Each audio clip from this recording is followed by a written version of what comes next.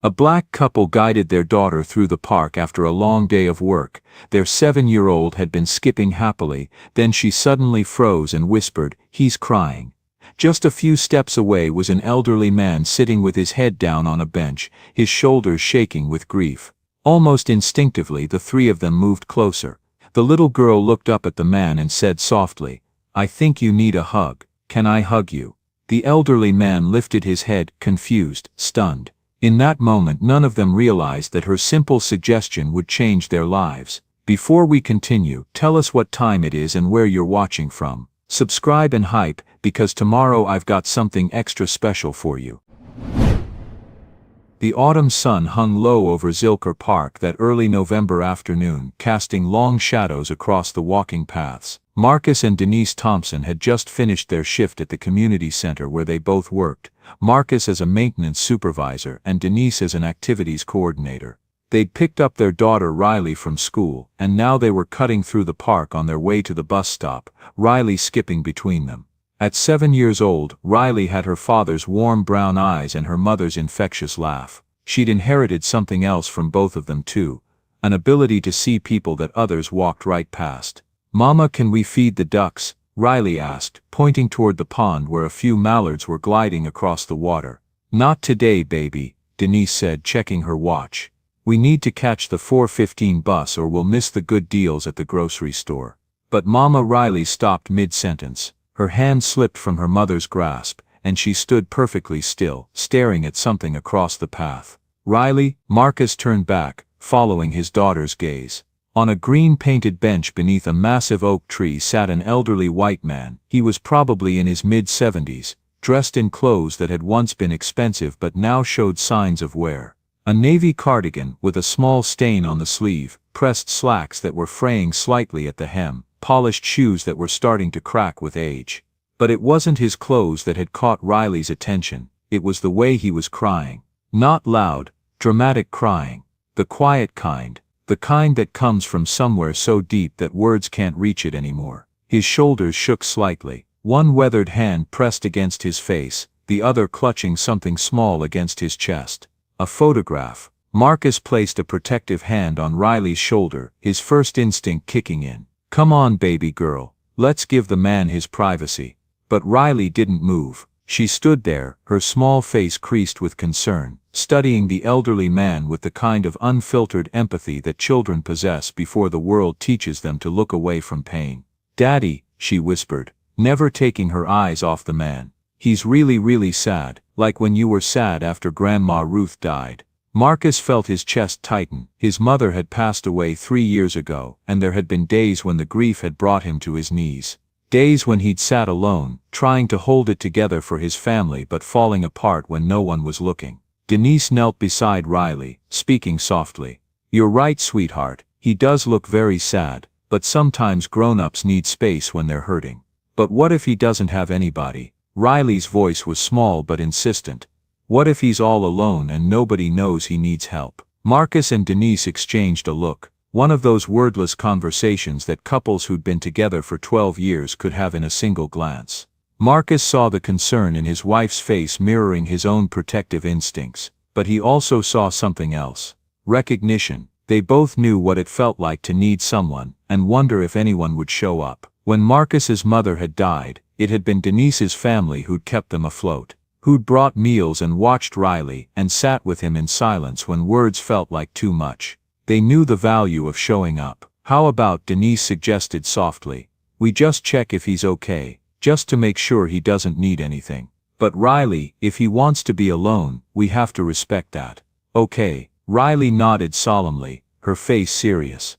The three of them approached slowly. Marcus kept a gentle hand on Riley's shoulder, ready to steer her away if necessary. The elderly man didn't notice them at first, too lost in whatever memory the photograph held. His thumb traced over the image with a tenderness that made Marcus's throat tight. Marcus cleared his throat gently. "Excuse me, sir." Before Marcus could speak again, the little girl stepped forward, just one small brave step, and said softly, her voice trembling but sure, "I think you need a hug.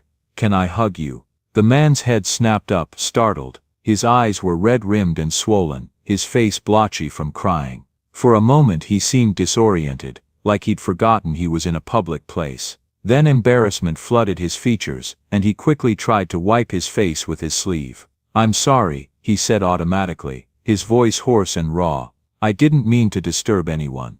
I'll move along." He started to stand, but Marcus held up a hand. "Please sir, you're not disturbing anyone. We just wanted to make sure you were all right." The man looked at them properly for the first time. This black family standing before him, genuine concern on their faces. A couple probably in their mid-30s, both dressed in the kind of practical work clothes that spoke of long shifts and honest labor, and a small girl with neat cornrows, looking at him with eyes that held no judgment, only kindness. "That's very kind of you," he managed, his voice breaking slightly. "I'm fine, just having a difficult day." Riley stepped forward, and Marcus felt his protective instincts war with his desire to let his daughter's compassion shine through. "Are you sad because someone you love went to heaven?" "Riley," Denise started gently, but the elderly man held up a hand. "It's all right." He looked at the little girl, and something in his expression softened. The rawness remained, but there was also surprise, wonder even, that this child had seen past his embarrassment to the heart of his pain. "Yes, sweetheart, that's exactly why I'm sad."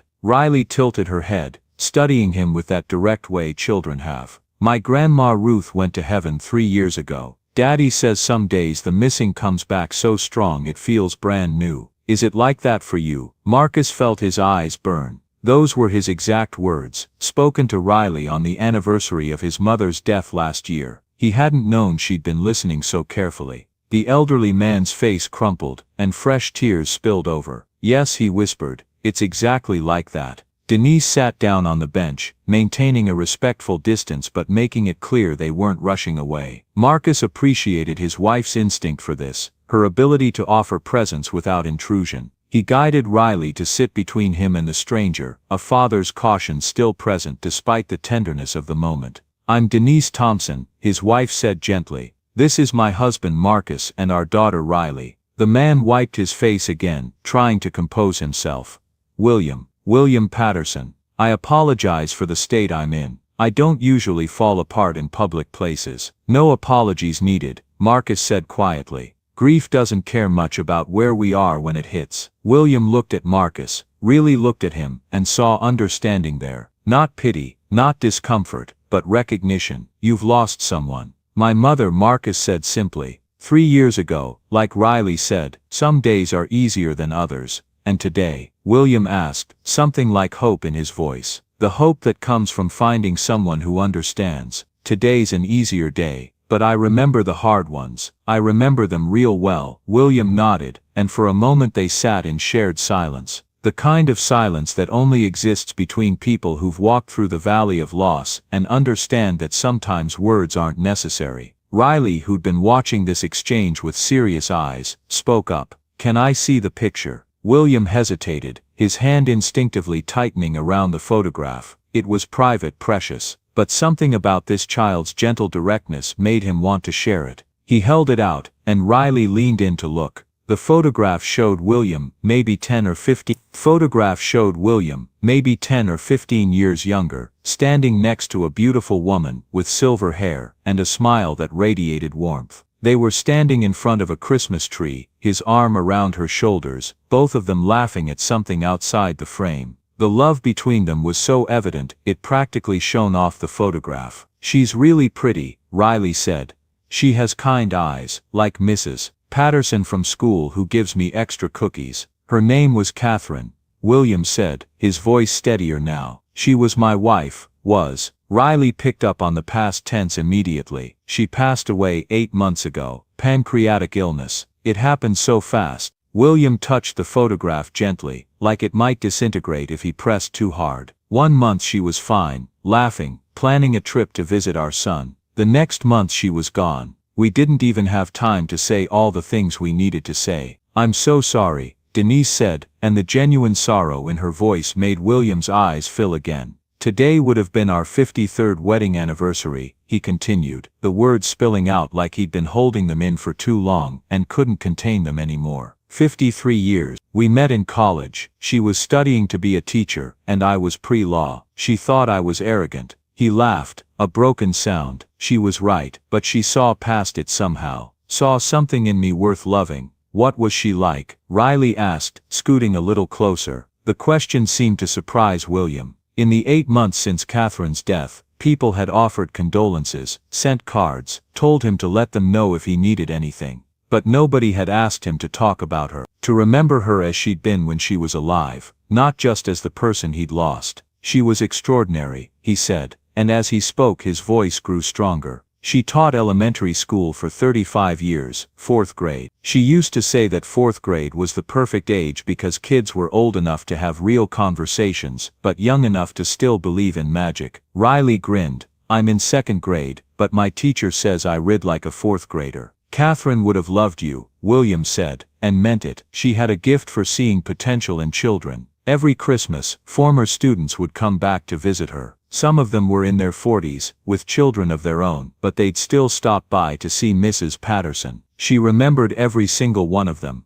their names, their favorite subjects, what they'd struggled with. She sounds wonderful, Denise said softly. She was the best person I knew. William's jaw tightened as he fought back another wave of tears. And I don't know how to do this without her. How to wake up in the morning. How to make coffee for one instead of two. How to exist in a house that feels too big and too quiet and too empty. Marcus understood that emptiness. After his mother died, their house had felt wrong for months. The silence where her voice should have been. The empty chair at Sunday dinners. The phone not ringing at 8 o'clock every Wednesday when she'd call to check on Riley. Do you have family? Denise asked gently. Children. Someone checking on you. We have a son. David. He's 48, lives in Dallas. He runs a commercial real estate development company. William's voice was careful, measured. He's very successful, very busy. Marcus heard what William wasn't saying in the spaces between his words. But he's not around much. He has his own life, William said quickly, defensively. His career demands a lot of his time. He calls every Sunday to check on me. He's a good son.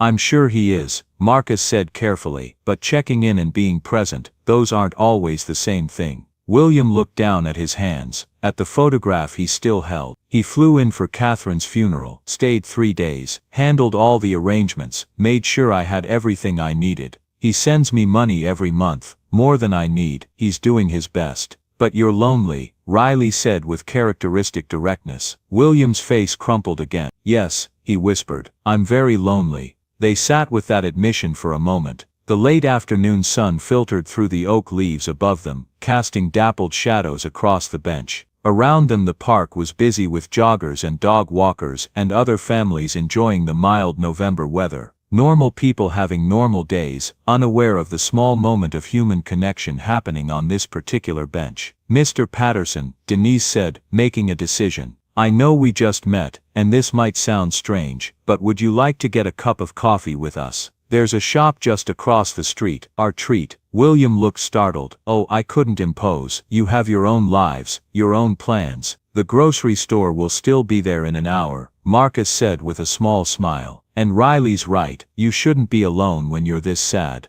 Nobody should. Please, Mr. Patterson. Riley looked up at him with those earnest brown eyes. My daddy says coffee and conversation make sad days a little lighter. Despite everything, William found himself smiling. Your daddy sounds like a wise man.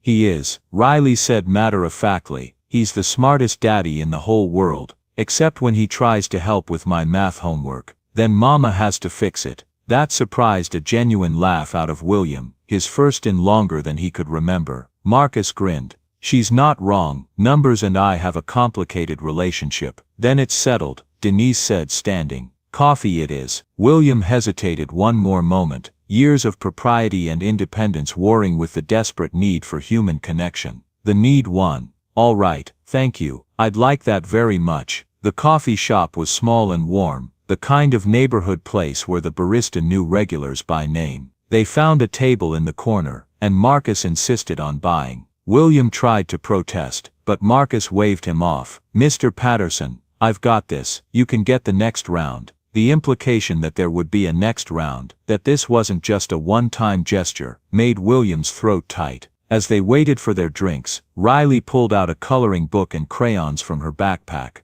Do you want to color with me, Mr. Patterson? I have an extra page with butterflies. I'm not much of an artist, William admitted. That's okay. Butterflies don't have to be perfect. They just have to be colorful. She pushed the paper and crayons across the table. For the next hour, they talked. Not about grief, though it hovered at the edges, but about life. Marcus told stories about the community center, about the programs they ran for neighborhood kids, about the elderly man who came every day to play chess with anyone who'd challenge him. Denise talked about the book club she was trying to start, about her dream of eventually getting her master's degree in social work. Riley colored, and occasionally interjected with observations about school. Her best friend Maya, the stray cat that kept showing up in their yard, that she desperately wanted to adopt. And William talked about Catherine. The stories came slowly at first, then faster, like a dam breaking. How she'd burned dinner at least once a week, but refused to give up trying new recipes. How she'd collected ceramic owls, hundreds of them, displayed on shelves throughout their house. How she'd cried during every Disney movie, even the happy parts. How she'd sung off-key in the shower every morning, terrible renditions of 60s songs that made him laugh. She sounds like she was really special, Denise said. She was my whole world, William said simply. I keep thinking I'll wake up and this will have been a nightmare. That I'll roll over and she'll be there, complaining about my cold feet touching her legs. But every morning, the bed is empty. The house is quiet, and I have to remember all over again that she's gone. Marcus reached across the table and gripped William's shoulder, not saying anything, just offering the weight of human contact. William covered Marcus's hand with his own, holding on like a drowning man. When they finally left the coffee shop, the sun was setting. Denise wrote their phone number on a napkin and pressed it into William's hand. I mean this sincerely. If you need anything, call us. If you're having a hard day and need someone to talk to, call us, okay? William looked at the napkin, at the 10 digits that represented a lifeline he hadn't known he needed. I don't want to be a burden. You're not a burden, Marcus said firmly. You're a human being who's going through something incredibly difficult, and sometimes we all need people to lean on. My daddy says that's what humans are supposed to do, Riley added, taking William's hand. Help each other, be kind, make the sad smaller by sharing it. William knelt down to Riley's level, looking at this remarkable child who'd seen a crying stranger and decided he needed help. You're very wise for 7 years old. I'm almost 7.5, Riley corrected seriously. My apologies. William smiled, a real smile that reached his eyes. You're very wise for 7.5. As they parted ways, William walking toward his car, and the Thompson family heading to the bus stop, Marcus called out, Mr. Patterson. William turned back. We mean it about calling. Don't be a stranger, okay? William nodded, unable to speak past the lump in his throat. He watched them walk away, Riley skipping between her parents, and felt something he hadn't felt in 8 months, a tiny flicker of hope. The possibility that maybe, just maybe, he could survive this after all. 3 days passed before William gathered the courage to call. He'd picked up the phone a dozen times, dialed half the number, then hung up. What would he say? Why would this busy family with their own struggles want to hear from a lonely old man? But on the 4th day, a particularly difficult morning, when he'd woken from a dream about Catherine so vivid he could smell her perfume, he dialed the full number. Denise answered on the 3rd ring. Hello, Mrs. Thompson, it's William Patterson, from the park. I hope I'm not calling at a bad time. Mr. Patterson. Of course I remember, and please call me Denise. How are you doing? The genuine warmth in her voice made William's eyes burn. I've had better days. I hope I'm not bothering you. You're not bothering me at all. I'm actually just finishing up some paperwork at the community center. Marcus is here too, working on fixing one of the heaters before it gets really cold. Are you okay? William opened his mouth to say he was fine, to offer some polite excuse for calling, and then hang up.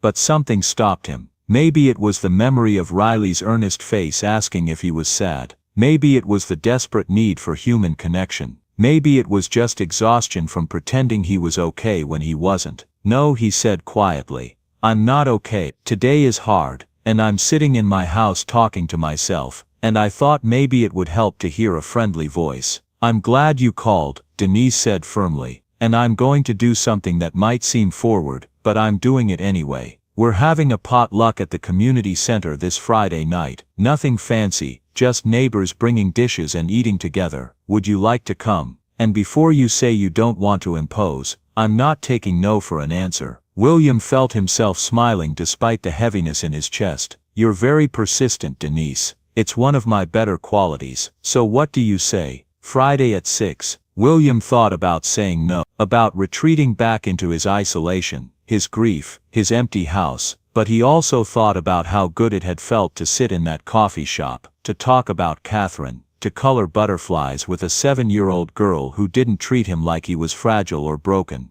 "I'd like that," he said. "What should I bring?" "Just yourself, though if you want to bring something." Catherine taught 4th grade, right? Did she have any favorite recipes, something you could make in her honor? The suggestion hit William like a physical blow, but in a good way. A way that made him remember Catherine standing in their kitchen, flour on her nose, laughing as she tried to salvage another cooking disaster. "She made these cookies," he said slowly. "Chocolate chip with walnuts. They were the only thing she could bake without burning. She'd make them for her students every Christmas. I have the recipe. I could try." "That sounds perfect. We'll see you Friday at 6. The community center is on Riverside Drive, big brick building. You can't miss it." After he hung up, William sat for a long moment, staring at nothing. Then he got up, went to the kitchen, and started pulling out ingredients. The recipe was in Catherine's handwriting, stained and worn from decades of use. His hands shook as he measured flour and sugar, and he had to stop twice to wipe his eyes, but he baked the cookies,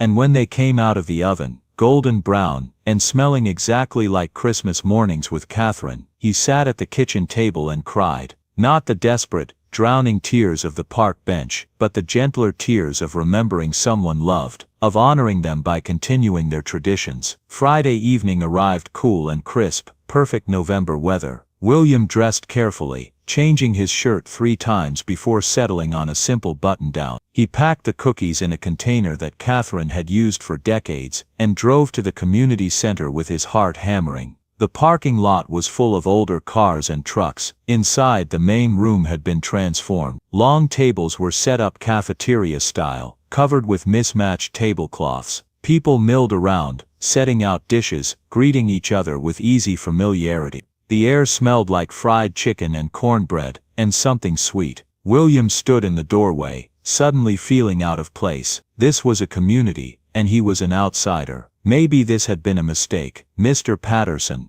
Riley's voice cut through his anxiety. She came running across the room, weaving between adults, and launched herself at him, with the confidence of a child who'd decided they were friends. "You came. Did you bring the cookies?" "Mama told me about the cookies." "I did," William said, holding up the container. "Though I can't guarantee they're as good as your mom remembered. I'm a bit out of practice. I bet they're perfect." Riley grabbed his free hand, and started pulling him into the room. "Come on, you have to meet everyone." For the next 20 minutes, Riley introduced William to what seemed like half the neighborhood. Mrs. Chen, who ran the community garden. Mr. Jackson, who taught free guitar lessons to kids every Saturday. The Martinez family, with their 4 rambunctious children. Miss Dorothy, 92 years old and sharp as a tack, who welcomed William with a hug that belied her tiny frame. Marcus and Denise found him surrounded by people, Riley still attached to his hand like a barnacle. "I see Riley's been giving you the full tour," Marcus said with a grin, shaking William's hand. "She's been very thorough," William said, and realized he was smiling, actually smiling. "Riley baby, let Mr. Patterson breathe," Denise said, gently extracting her daughter's hand from William's. "Go help set the table." "But I'm helping Mr. Patterson meet people, and you did great. Now go help with the table." Riley sighed dramatically but obeyed, skipping off toward the tables. "She's something else," William said, watching her go. "That's one way to put it," Marcus said with obvious pride. "How you doing, William?" "Really?" William considered the question. "Better than I was 4 days ago when I called. Thank you for inviting me, for including me. That's what we do here," Denise said simply. "We take care of each other." The meal was chaotic and loud and wonderful. William found himself seated between Miss Dorothy and Mr. Jackson, both of whom had lost spouses, and shared their own stories of grief and survival. The cookies he'd made were a hit, and 3 different people asked for the recipe. After dinner, as people cleared tables and children ran around playing tag, Riley came and sat next to William. "Did you have fun?" she asked. "I did. Thank you for introducing me to everyone. They're nice, right? That's why I love coming here. Everyone's like family." William thought about his own life, the big house in the quiet suburb where he rarely saw his neighbors, the isolation he'd fallen into after Catherine died, the way he'd let himself become invisible. "You're lucky to have this," he said. "You have it too now," Riley said, matter-of-factly. "You're part of it. That's how it works. You show up, your family." Out of the mouths of babes, William thought. She made it sound so simple, and maybe it was. Over the next 2 weeks, William became a regular fixture at the community center. He started showing up on Tuesday afternoons when Marcus was working, just to have someone to talk to. He volunteered to help with the after-school program, reading to younger kids while they waited for their parents to pick them up. He met the Thompsons for coffee twice more, once with the whole family, once just with Marcus when Denise had a late shift. They talked about everything and nothing. Sports, politics, family, loss. Marcus told him more about his mother, about the stroke that had taken her suddenly, about the guilt he still carried for things left unsaid. William opened up about the arguments he and David had been having for years, about how his son had wanted them to move to Dallas, to downsize, to simplify their lives, about how Catherine had refused, loving their home and her teaching job too much to leave, about how after she died, David had pushed again, and William had pushed back, wanting to stay in the place where he could still feel Catherine's presence. "The thing is," William admitted one afternoon, over coffee, "I think David was right. This house is too big for one person. Too many memories, too many empty rooms, but leaving feels like losing her all over again." Marcus was quiet for a moment. "My mama used to say that the people we love aren't in places, they're in here." He tapped his chest. "You could move to the moon, and you'd still carry Catherine with you. The question is, what helps you live instead of just exist? If staying in that house keeps you frozen in grief, maybe it's time to consider something different." "I wouldn't even know where to start." "That's what friends are for," Marcus said, "to help you figure it out." 2.5 weeks after that first encounter in the park, Denise called William. "Hey William, I have a question for you, and I want you to really think about it before you answer." "Okay," William said, intrigued. "Thanksgiving is next week. Do you have plans?" William's chest tightened. He'd been dreading Thanksgiving. Last year, Catherine had been in the hospital, too sick to come home, but still alive, still able to squeeze his hand. This year, he'd be alone. "David usually calls," he said carefully. "We'll talk on the phone." "That's not what I asked. Do you have plans? Will you be with people?"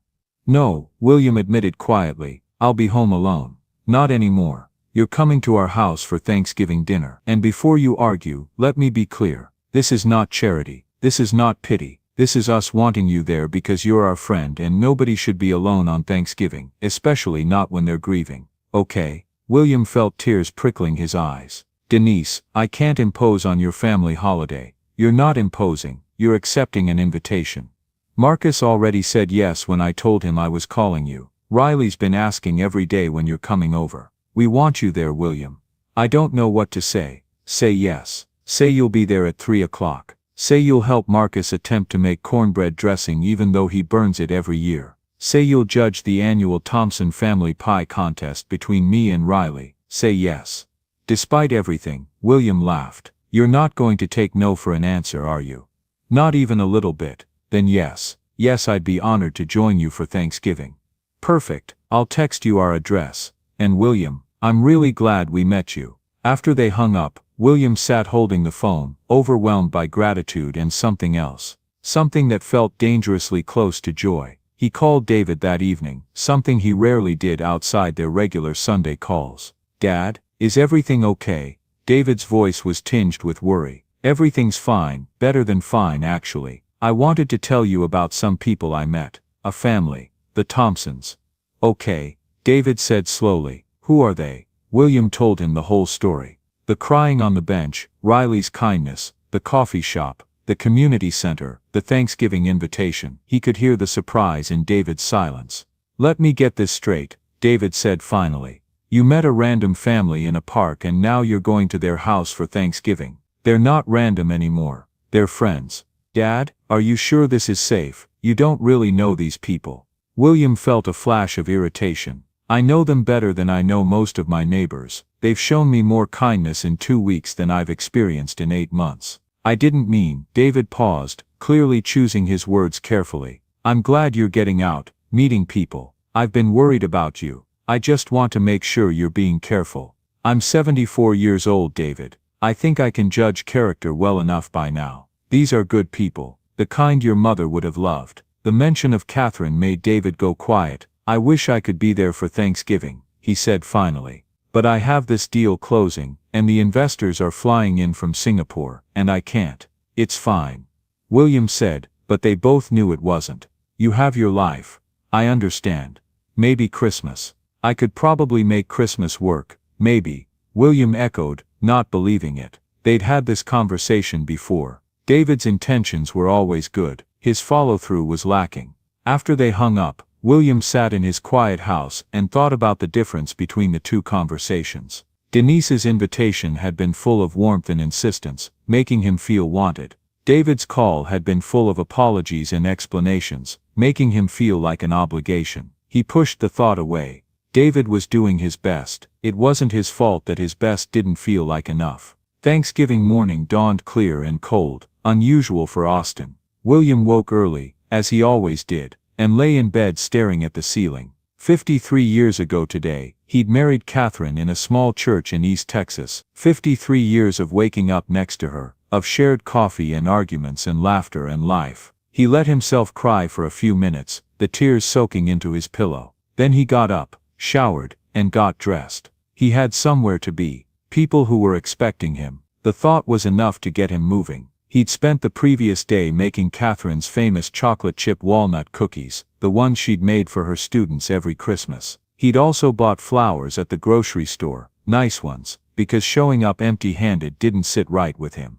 The Thompson house was in the Dove Springs neighborhood, a working-class area southeast of downtown. The houses were small but well-maintained, many decorated with the kind of creative touches that spoke of love rather than money. Hand-painted garden gnomes, carefully tended flower beds, chain-link fences with climbing roses. The Thompson house was a modest 2-bedroom bungalow with pale yellow siding and white trim. The paint was peeling slightly around the window frames, and the chain-link fence needed repair in spots. But there were flower boxes on the porch filled with fall mums, and a hand-painted welcome sign on the door that looked like Riley's artwork. William pulled up at 2:45, 15 minutes early. He sat in his car for a moment, suddenly nervous. What if this was a mistake? What if he was intruding on their family time? Before he could spiral too far into doubt, the front door flew open and Riley came running out, not even wearing shoes. Mr. Patterson, you're here. She ran right up to his car window, bouncing with excitement.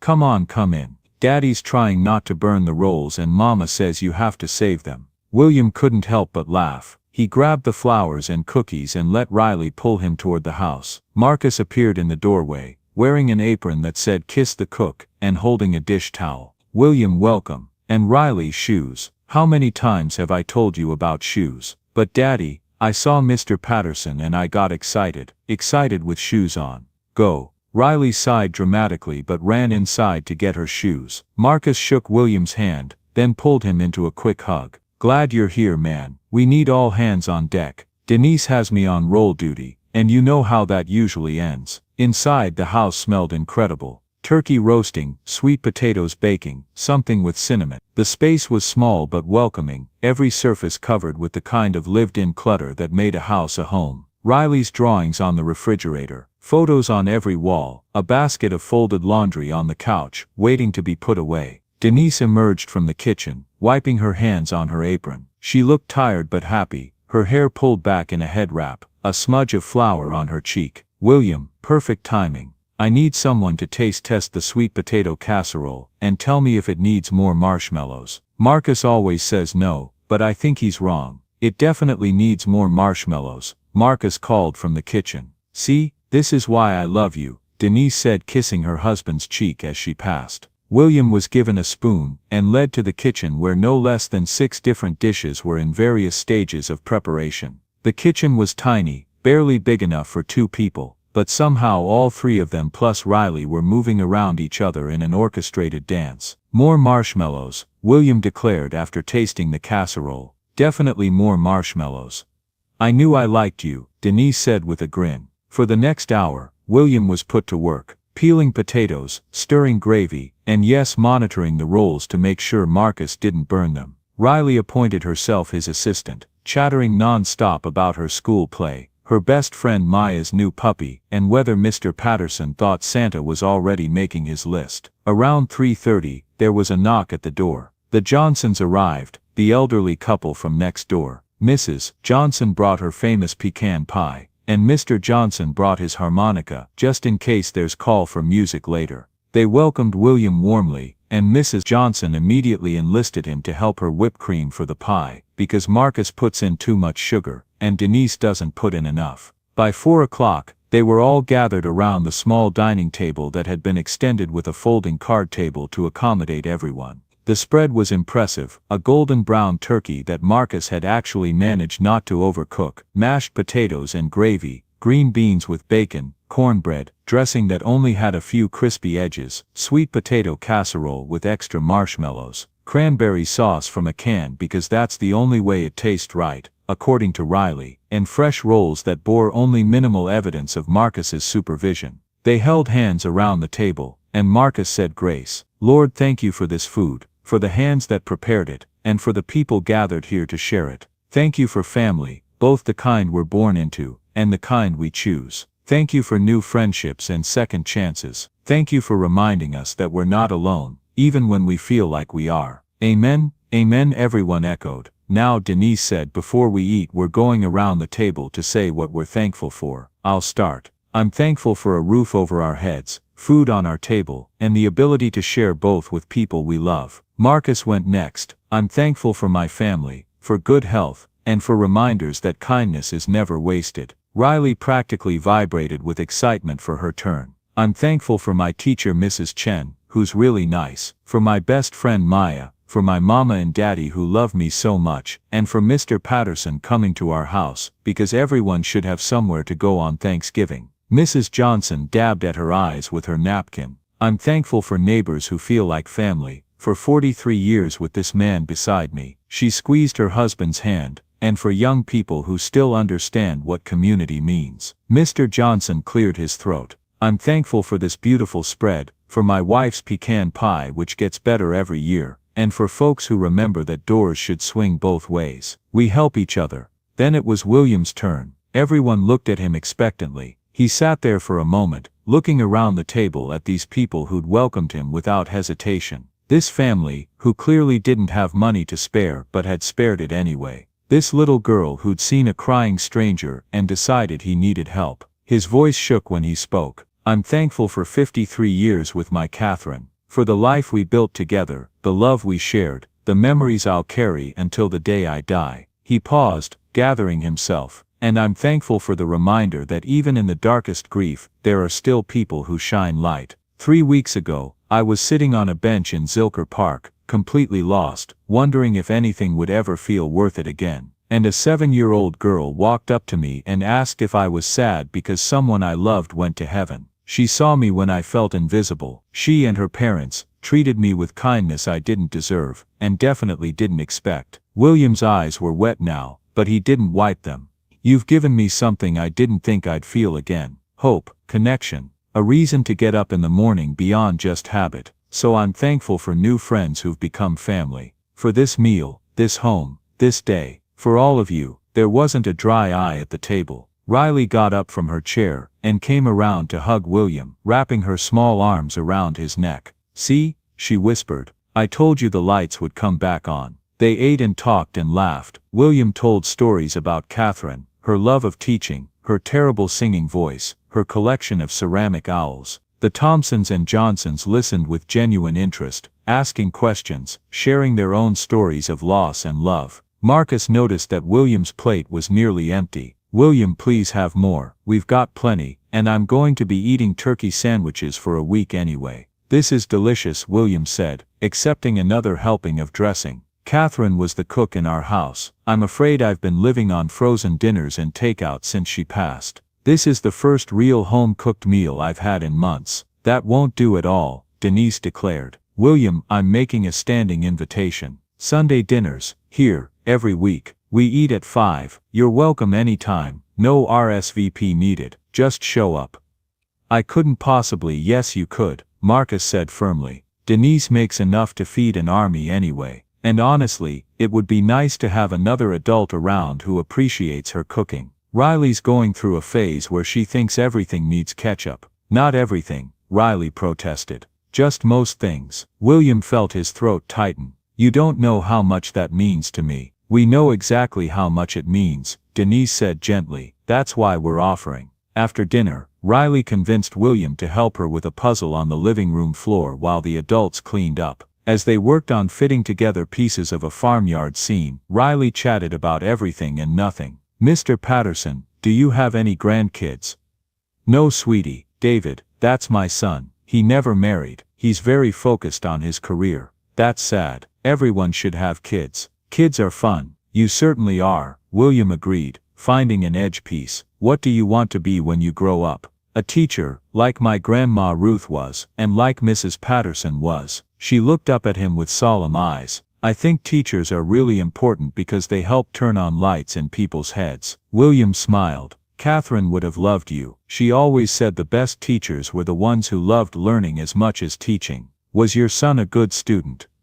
He was very driven, always wanted to be the best at everything. Good grades, top of his class, full scholarship to business school. But is he happy? Riley asked with the directness only children possess. William paused, considering the question. Was David happy? He was successful, certainly. Wealthy, respected, running a company worth millions. But happy? I don't know, William admitted. I think he's satisfied with his accomplishments. Whether that's the same as happy, I couldn't say. My daddy says being good at things doesn't matter if you forget to be good to people. Your daddy is very wise. They worked on the puzzle in companionable silence for a while. William found himself relaxing in a way he hadn't in months. The warmth of the house, the sound of laughter from the kitchen, the simple pleasure of fitting puzzle pieces together with a child who accepted him without question. When it was time to go home, around 8 o'clock, William hugged everyone goodbye. Riley made him promise to come back for Sunday dinner.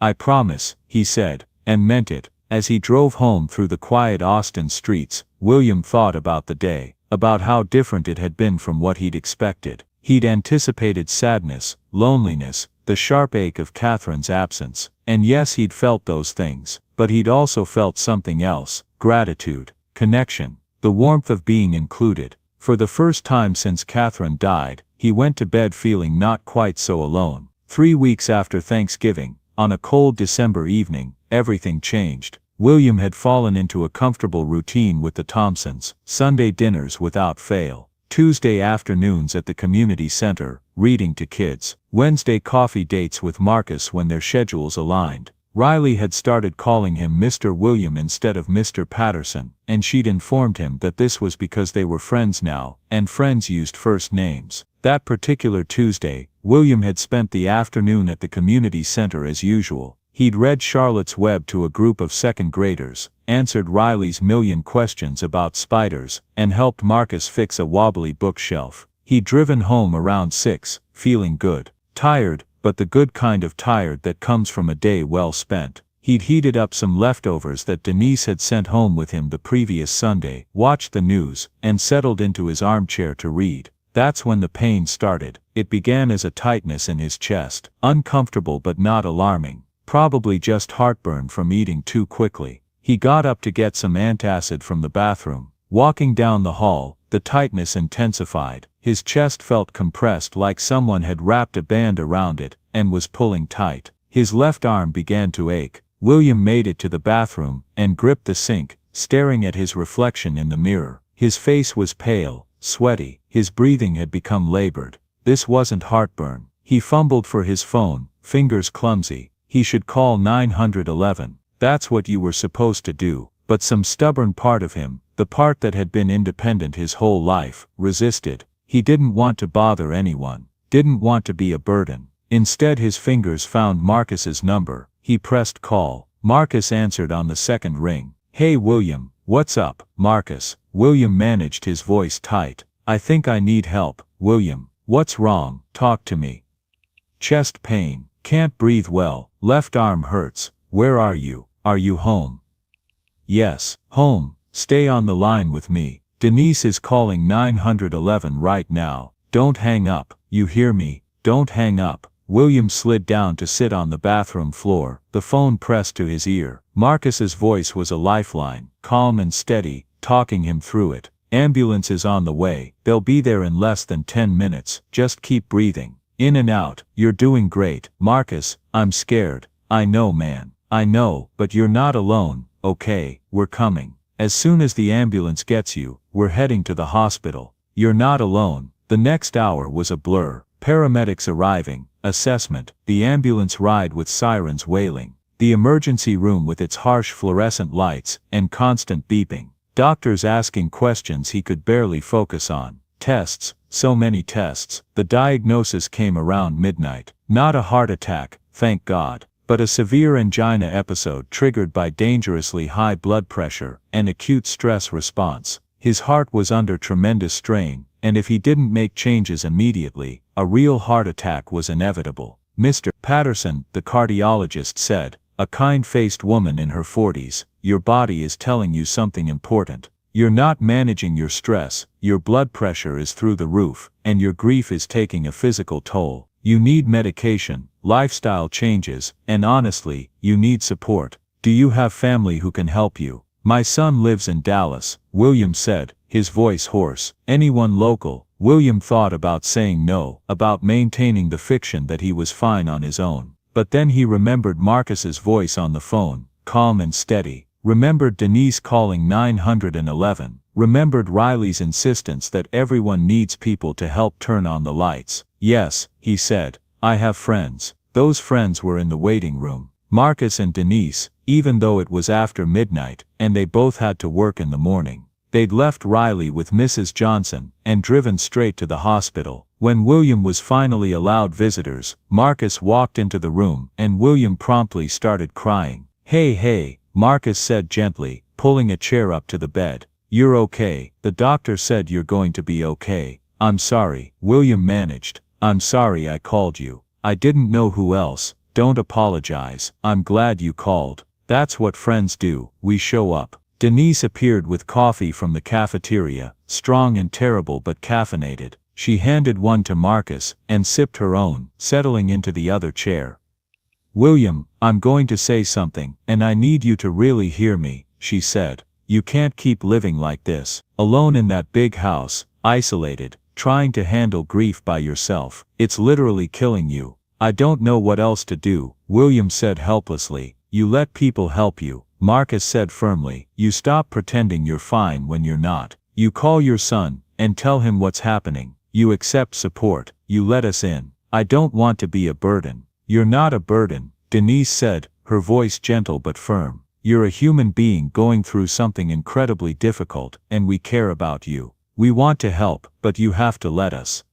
William looked at them. These two people who'd known him for barely a month, but had dropped everything to rush to the hospital in the middle of the night, who were looking at him now, with genuine concern and affection. Okay, he whispered. Okay. Marcus stayed the rest of the night, dozing in the uncomfortable hospital chair, refusing to leave despite William's protests. When William woke at 6 in the morning, disoriented and aching, Marcus was there. Morning, Marcus said, stretching. How you feeling? Like I got hit by a truck. Marcus, you didn't have to stay. Yes, I did. Nobody should be alone in a hospital. Trust me, I know. William remembered Marcus telling him about his mother's stroke. The 5 days they'd spent in a hospital room, just like this one. Did you call your son? Marcus asked. William shook his head. I will. I just need to figure out what to say. How about the truth? David, I was in the emergency room last night. I had a cardiac episode. I need you to come home. That seems like a good start. He'll panic. Good. Maybe he should panic a little. Marcus leaned forward, his elbows on his knees. William, can I be real with you?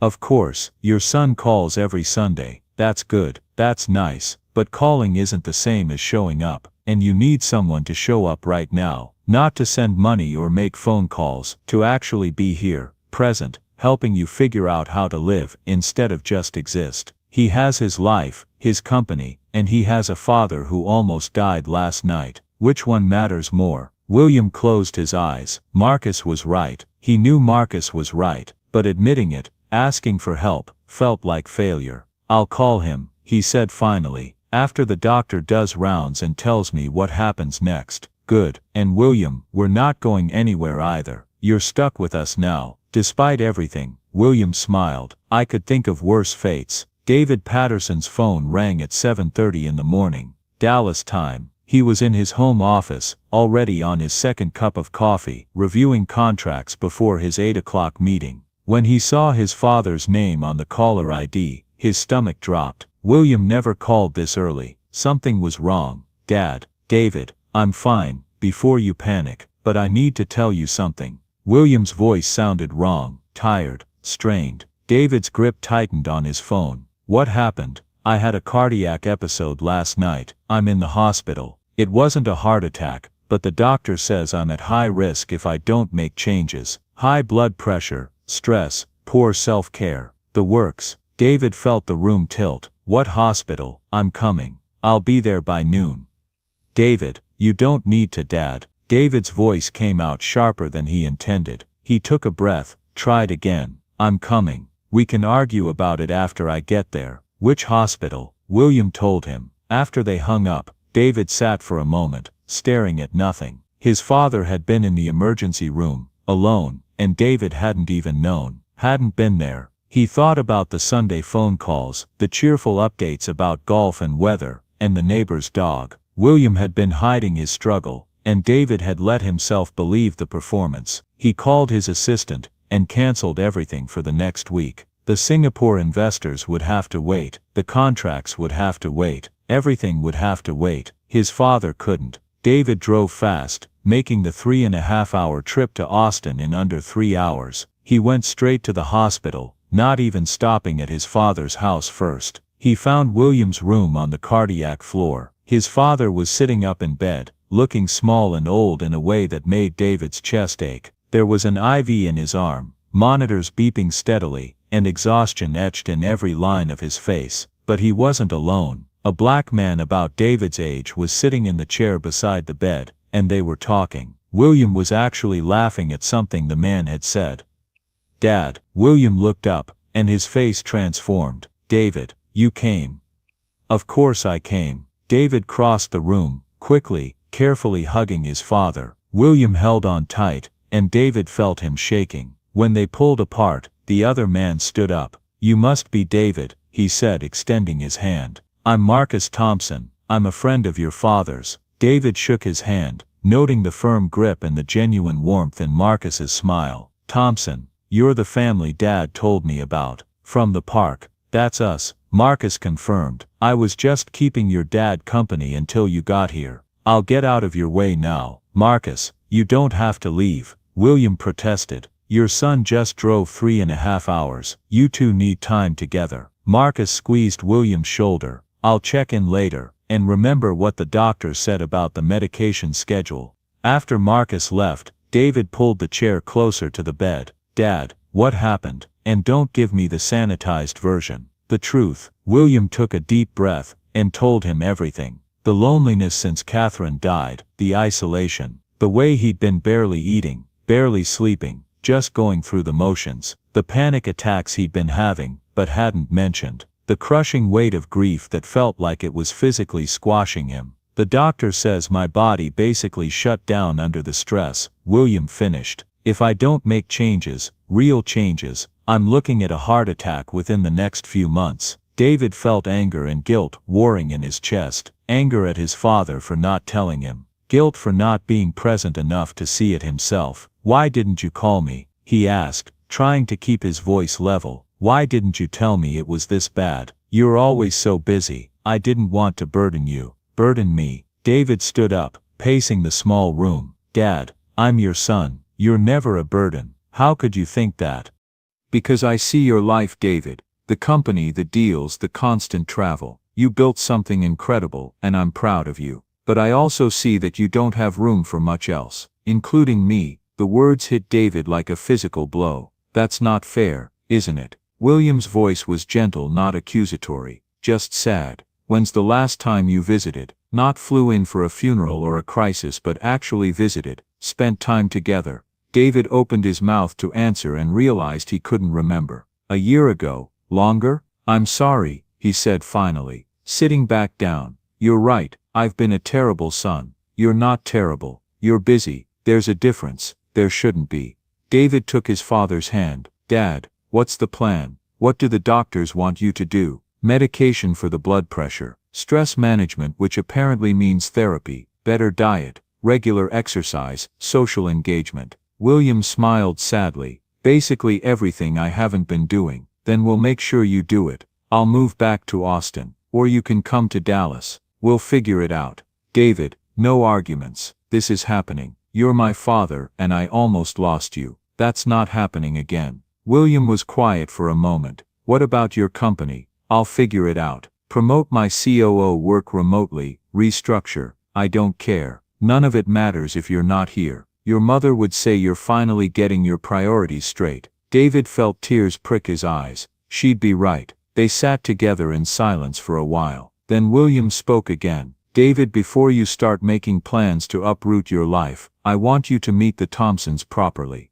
Come to Sunday dinner with me this weekend. See what they've given me. Then we can talk about next steps. Okay, David agreed. But Dad, I'm not leaving Austin until we have a solid plan in place. You're stuck with me for a while. I can think of worse fates, William said, echoing the words he'd spoken to Marcus earlier. William was released from the hospital on Friday afternoon with strict instructions about medication, diet, and follow-up appointments. David drove him home, shocked by how empty and lifeless the house felt. It was clean, almost obsessively so, but it felt like a museum, not a home. Everything perfectly in place, nothing lived in. David could see his mother's touches everywhere. Her throw pillows, her collection of owls, her reading chair by the window, but it was like the house was frozen in time, a shrine to someone who was gone. Dad, when's the last time you had friends over, or even turned on the TV? William looked around like he was seeing the place for the first time. I don't know, I just exist here. I don't really live here anymore. David felt something crack in his chest. They spent Friday and Saturday getting William settled, filling prescriptions, stocking the kitchen with actual food instead of frozen dinners. David worked from his laptop, handling the most urgent business but pushing everything else off. Sunday afternoon, they drove to the Thompson house together. David was nervous, though he couldn't quite say why. Maybe because these strangers had done for his father what he should have been doing. Maybe because he was about to see exactly how much he'd failed. The Dove Springs neighborhood surprised him, not in a bad way but in its ordinariness. Regular people living regular lives, kids playing basketball in driveways, families washing cars, the sound of music from open windows. The Thompson house was small but welcoming, yellow siding, flower boxes, a hand-painted sign on the door. Before William could even knock, the door flew open. Mr. William, you came. A little girl with cornrows and the biggest smile David had ever seen launched herself at William. Mama said you were feeling better and you were bringing your son, and I've been waiting all day. Hello, Riley, William said, his whole face lighting up in a way David hadn't seen in months. This is my son David. Riley turned her appraising gaze on David. She looked him up and down, taking in his expensive shirt and designer jeans. You look like Mr. William but younger, and more stressed out. Do you ever smile? Despite himself, David laughed. Sometimes you should smile more. It's good for you. That's what my mama says. She grabbed both their hands.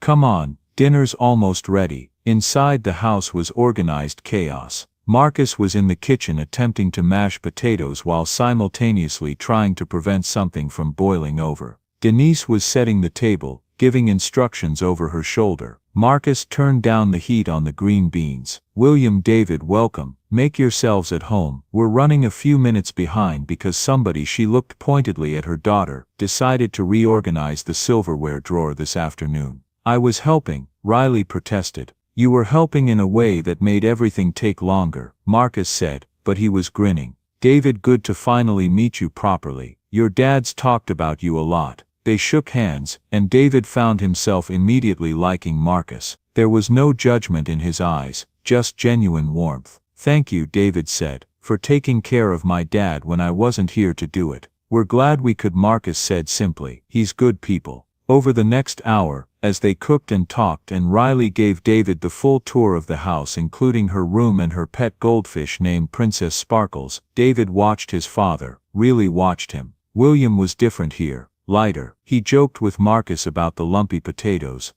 He helped Denise carry dishes to the table. He let Riley show him her latest drawing and responded with genuine interest. He belonged here in a way he hadn't belonged anywhere since Catherine died. The dinner table was crowded but comfortable. The food was simple but delicious, and the conversation flowed easily, touching on everything from Riley's upcoming school play to Marcus's ongoing battle with the ancient heating system at the community center to Denise's book club's controversial selection of their next read. David found himself relaxing despite his initial awkwardness. The Thompsons didn't treat him like an outsider, or judge him for his absence. They included him naturally, asked him about his work, made him feel welcome. After dinner, while they were clearing plates, Riley tugged on David's sleeve. "Can I ask you something?"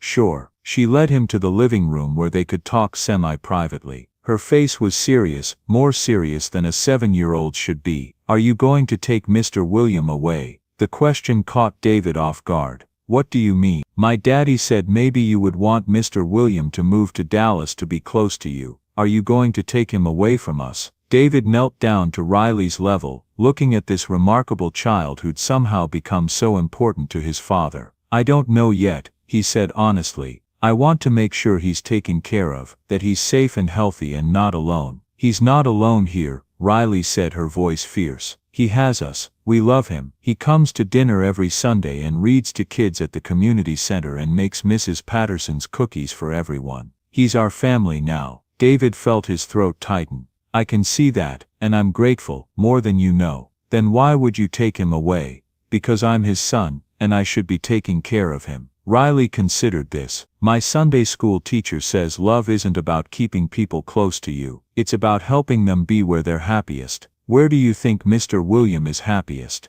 "Out of the mouths of babes." This 7-year-old had just articulated something David had been struggling with all weekend. "I think," David said slowly, "he's happier here than he's been in a long time." "Then maybe that's your answer." Later, as David and William drove back to William's house, they were both quiet. Finally David spoke.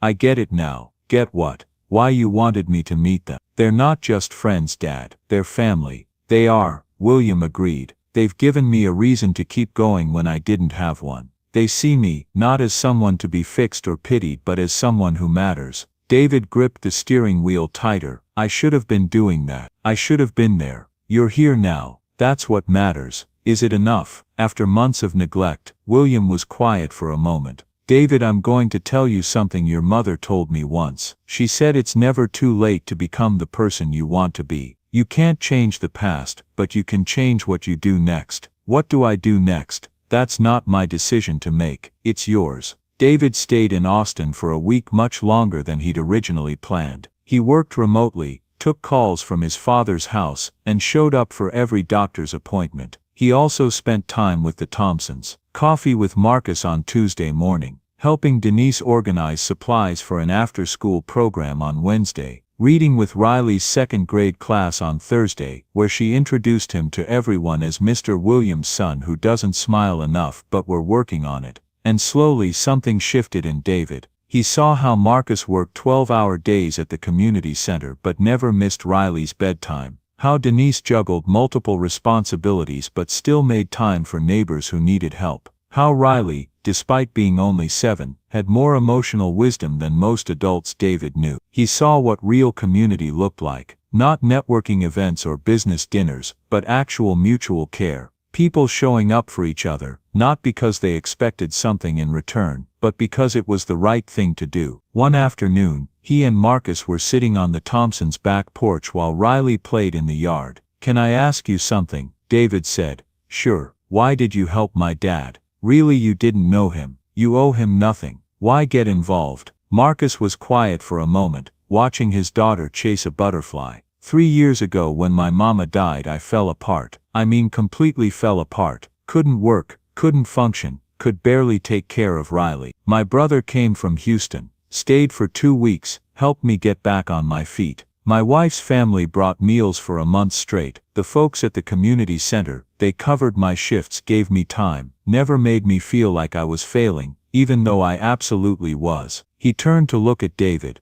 Those people saved my life. And when I asked my brother why he dropped everything to come help me, you know what he said? He said, because when we fall down, we need people to help us back up. And someday you'll get the chance to be that person for someone else. So helping my dad was paying it forward. It's more than that. It's recognizing that we're all one bad day away from needing help ourselves. Your dad, he was drowning. We threw him a lifeline, not because we're saints, but because we're human beings who see other human beings struggling. David nodded slowly. I make 7 figures a year, and I sent my father money every month thinking that was enough. You make a fraction of that, and you gave him something I couldn't. Presence, connection, a reason to keep going. Money can't buy what your dad needed. I'm starting to understand that. That evening David called his COO. Sarah, I need to talk to you about something. What's up? How would you feel about stepping up to CEO? There was a long pause. David, are you serious? Completely serious. I've been thinking about this for a while, but this week has made it clear. I've spent 20 years building Patterson Enterprises, and in the process, I've forgotten what I was building it for. My dad almost died, and I wasn't there. That can't happen again. What would you do? I'm not disappearing. I'd stay on as chairman, focus on strategy and big picture stuff, but day-to-day operations, that would be you. You've earned it, and honestly you'd probably be better at it than I am anyway. Let me think about it. Take your time. But Sarah, I'm done sacrificing relationships for business. I'm done arriving at success alone. After he hung up, David found his father in the living room, looking through photo albums. Dad, I need to talk to you about something. Okay, William set the album aside. I'm restructuring the company, promoting my COO to CEO, stepping back from day-to-day operations. William's eyes widened. David, you don't have to do that for me. I'm not doing it for you. I'm doing it for me, because you were right. I've built this incredible career, and I'm successful by every conventional measure. But I'm 48 years old, I've never been married, I have no children, and I was so absorbed in work that I didn't notice my father was literally dying of loneliness. David sat down heavily. What's the point of all that success, if I end up alone, if I miss the people who actually matter? What will you do? I don't know yet. Figure out what comes next. Spend time with you. Maybe find a life outside of conference rooms and business deals. He paused. The Thompsons, they've shown me what I've been missing. Real connection. Community. The kind of wealth that doesn't show up on a balance sheet. William's eyes filled with tears. Your mother would be so proud of you right now. I think she'd say it's about time I woke up. They sat together in comfortable silence for a while. Then William spoke. I've been thinking too, about what comes next for me. Yeah, I don't want to move to Dallas, and I don't think you should move to Austin, at least not permanently. You have a life in Dallas, friends, a home, but maybe we can find a middle ground. Maybe I downsize to something more manageable here, closer to the Thompsons. Maybe you come visit more often, and I mean really visit, not just duty calls.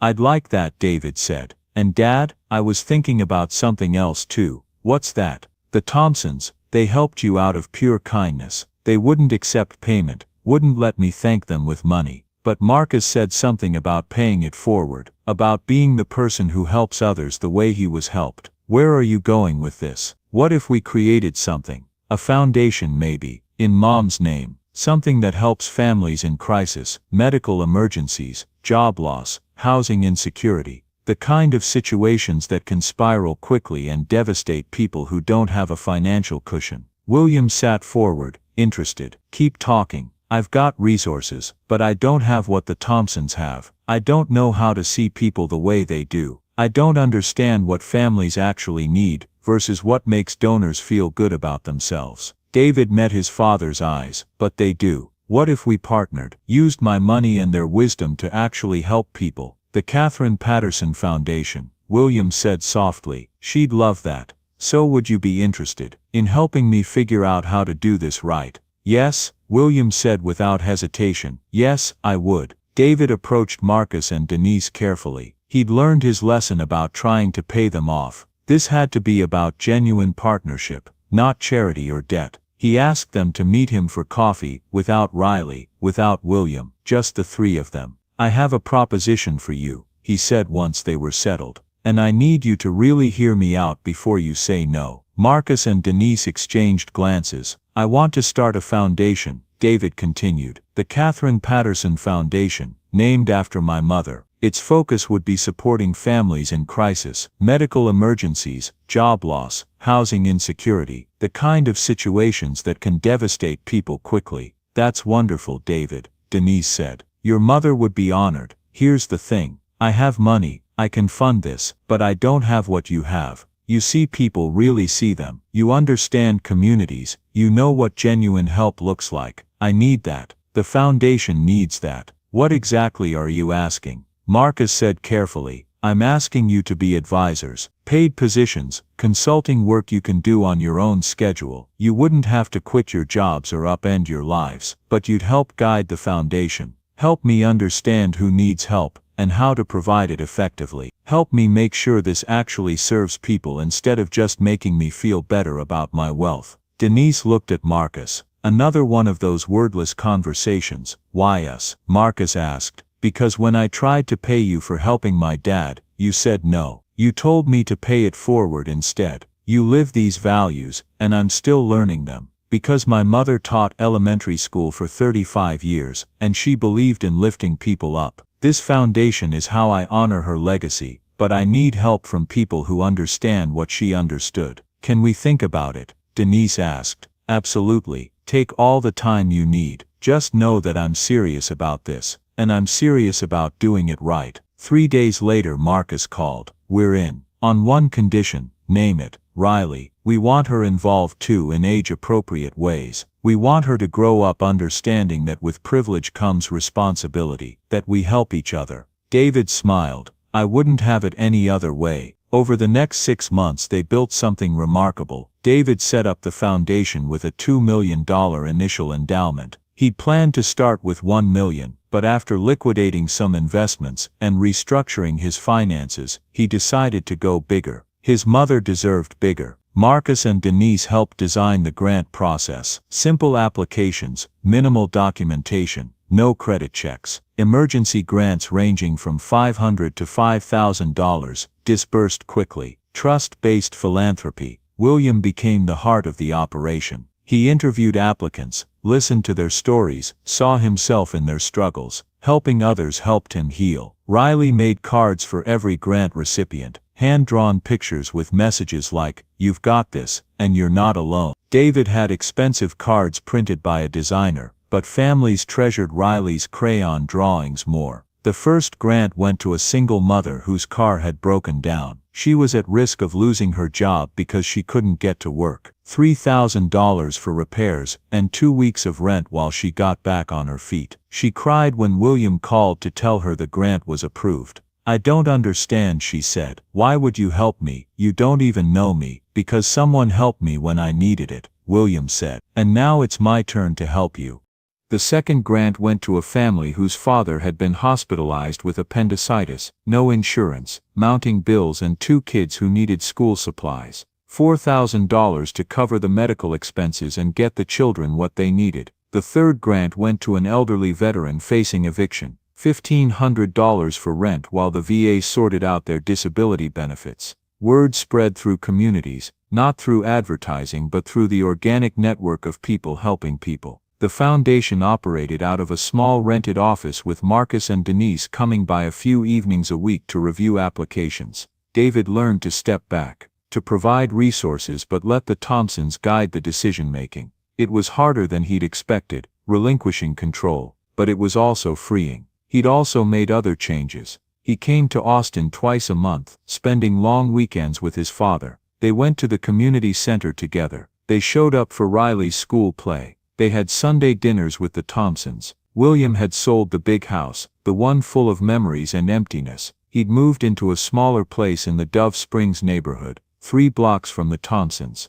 It was a fresh start, but Catherine's presence was still there in the owl collection displayed in his new living room, in the reading chair by the window, in the photo albums he looked through on hard days. He still missed her. Some days the grief was crushing, but other days he could remember her with joy instead of just pain, could tell stories about her and laugh, could honor her by living instead of just existing. David, for his part, was discovering what life looked like beyond the office. He'd started dating someone, a teacher he'd met through the foundation. He was learning to say no to business opportunities that would consume all his time. He was building a life, not just a career. One Saturday afternoon, nearly a year after that first Thanksgiving, the foundation held a gathering. Every person they'd helped was invited to a potluck at the community center. About 60 people showed up. Single parents, elderly folks, families who'd been one crisis away from catastrophe. The room buzzed with conversation and laughter. David stood to speak but found himself overwhelmed. Marcus squeezed his shoulder and took over. "We started this foundation because someone helped someone in need," Marcus said.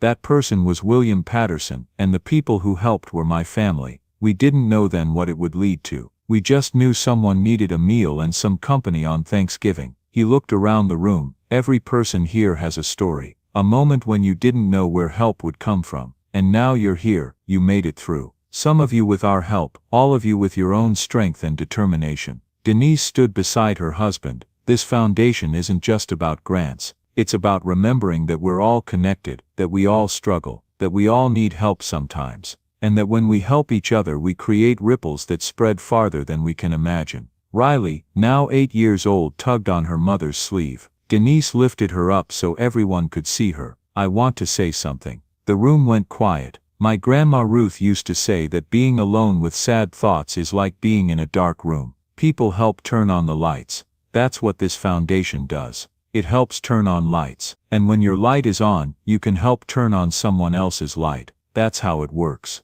We're all light switchers." The room erupted in applause. People mingled, sharing stories. A single father talked about how a grant had kept his family from being evicted, and now he was volunteering at a homeless shelter. An elderly woman explained how medical bill assistance had allowed her to keep her medication, and she was now mentoring young people in her church. The ripples were spreading. David found himself standing next to his father, watching the gathering with quiet satisfaction. "Mom would be proud," he said. "She'd be proud of you," William corrected. "You took something beautiful and painful and turned it into something that helps people. That's legacy, son. I couldn't have done it without you, without the Thompsons." That's the point though, isn't it? We need each other, all of us. Across the room, Riley was showing her hand-drawn cards to a little boy whose family had received a grant last month. Marcus was introducing 2 families to each other, both of whom had children the same age. Denise was talking with a young woman about job training resources. This was the legacy, not the dollar amounts or the tax benefits, but this, people connecting, supporting each other, building community. David had learned that wealth without wisdom was just numbers, but wealth guided by compassion, by people who understood struggle, by a 7-year-old's conviction that everyone deserved light in their darkness, that was transformative. The Catherine Patterson Foundation would help hundreds of families over the coming years, but its real gift was simpler and more profound. It reminded people that they weren't alone, that crisis didn't have to mean catastrophe, that someone saw them, valued them, believed in their inherent worth, all because a black family with barely enough to cover their own bills had seen an elderly white man crying on a bench and decided that kindness mattered more than convenience, had invited him to Thanksgiving dinner and treated him like family, had refused payment because some things can't and shouldn't be bought. They'd taught a wealthy businessman that the best investment wasn't in property or stocks, but in people, that showing up mattered more than sending checks. That presence was the greatest present, and they'd proven that family isn't just blood, it's choice. It's the people who see you at your worst and sit beside you anyway. It's a little girl who offers kindness to strangers. It's a father who stays all night in a hospital. It's a mother who always sets extra places at the table. As the gathering wound down, Riley ran up to William with one of her cards. This one showed a sun with rays spreading out in all directions. Around each ray she'd written names: Marcus, Denise, Riley, William, David, Catherine, and dozens of others, people the foundation had helped, people who'd helped others in turn. "Look, Mr. William, we're all connected, all these people, They're all light rays from the same sun. William knelt down and hugged this remarkable child who'd first seen him crying on a bench and decided he needed comfort. You're absolutely right, Riley. We're all connected, all part of the same light. David watched them, his heart full. He'd started this journey thinking he needed to thank the Thompsons with money. He'd ended it understanding that the real gift was learning how to see people the way they did, how to show up, how to be present, how to love without expecting anything in return. The Catherine Patterson Foundation wasn't just his mother's legacy. It was the Thompson family's too. It was Riley's conviction that people matter. It was Marcus's willingness to stay with a stranger in crisis. It was Denise's open door and generous spirit. It was the belief that kindness isn't transactional, it's transformational. And it all started because a 7-year-old girl saw a crying stranger in a park and asked her parents if they could help. Sometimes the smallest acts of love create the biggest ripples of good. 3 years later, the foundation had helped over 500 families. But more than that, it had created a network of care. People who'd been helped often came back to volunteer, to donate what they could, to pay it forward in their own way. William, now 78, was healthier than he'd been in years, still missing Catherine every day but living again instead of just existing. He'd started a grief support group at the community center helping others navigate loss. David had made permanent changes. He lived in Austin now, in a modest condo near his father. He still ran Patterson Enterprises, but as chairman, not CEO. He had time for relationships, for community involvement, for Sunday dinners that never got canceled. Marcus and Denise had used their consulting fees to finally take Riley on the trip to Disney World she'd been dreaming about.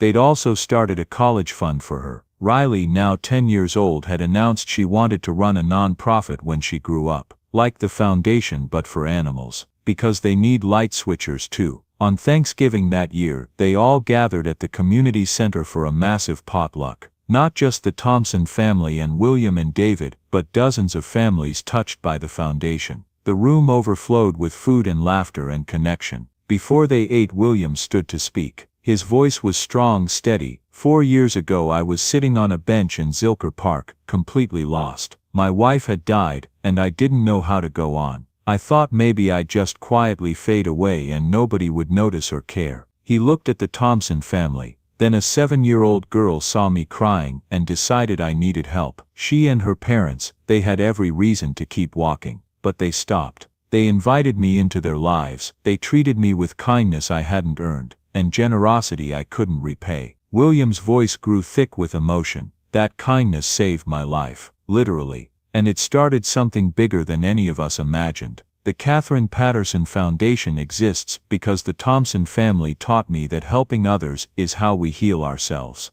that we're all connected, that small acts of love create ripples that never stop spreading. He raised his glass. So here's to Riley, who taught us about light switchers, to Marcus and Denise, who showed us what real community looks like, to my son David, who finally figured out what actually matters, to Catherine, whose memory inspires us to be better, and to everyone in this room. All of you are proof that kindness is never wasted, that people matter more than anything else, that we're all just walking each other home. Cheers, everyone echoed, glasses raised. Riley climbed onto her chair so she could see everyone. And remember, she announced with the confidence of a 10-year-old who'd figured out the secret to life, we're all light switchers, every single one of us, so keep switching those lights. Laughter and applause filled the room. As they ate and talked and celebrated, David looked around at this chosen family, this community built on kindness and sustained by care. He thought about the man he'd been 4 years ago, isolated, success-obsessed, measuring worth in dollars and deals. That man had been rich but poor in the ways that mattered.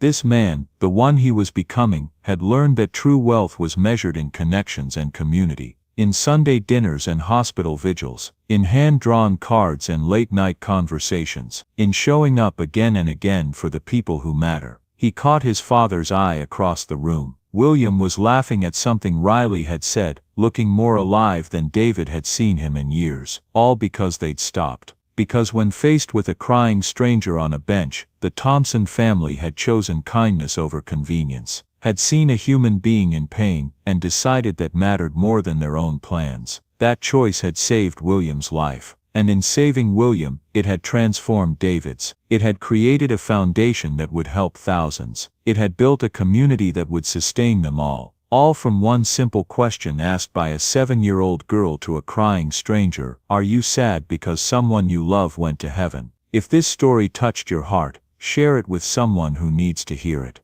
We all know someone who's struggling, someone who's lost, someone sitting on a bench wondering if anyone sees them. Be the person who stops, be the person who asks if they're okay, be the light switcher. And if you're the person on the bench right now, hold on. Your Riley might be right around the corner. Your community is coming. You're not alone even when it feels like you are. Thank you for staying with me through this story. See you in the next one. Join us to share meaningful stories by hitting the like and subscribe buttons. Don't forget to turn on the notification bell to start your day with profound lessons and heartfelt empathy.